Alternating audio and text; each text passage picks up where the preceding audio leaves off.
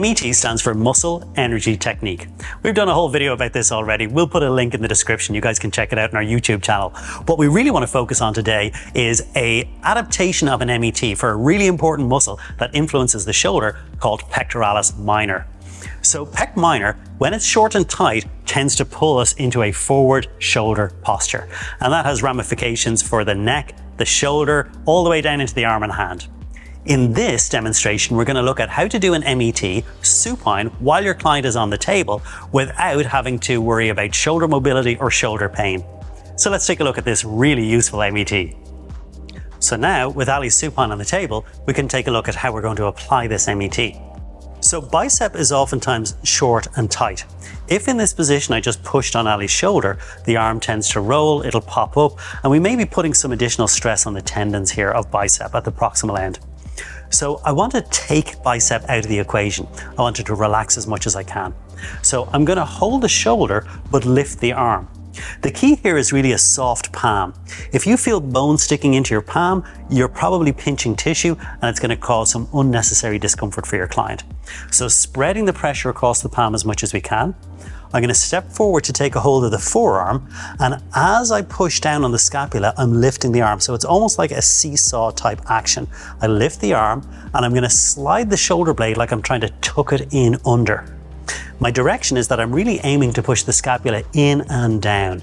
So a nice simple memory hook here is we could think of, we're trying to push the scapula towards the opposite side, back pocket. So when I have the shoulder in position, I've got a nice straight vertical arm, so I've got good stacking of joints, and I'm going to ask Alison to gently push the shoulder up into my palm using about 20% of your strength.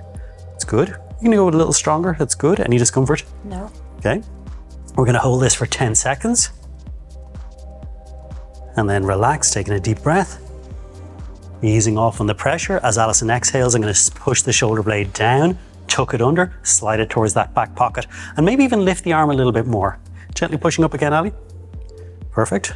2, 3, 4, 5, 6, 7, 8, 9, 10. And relax, deep breath. On the exhale, sliding the shoulder further down, in, tucking it under the spine, pushing up one more time, Ali.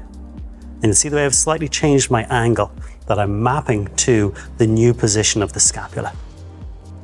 Good. Still okay? No discomfort? No. Good. And relax, deep breath.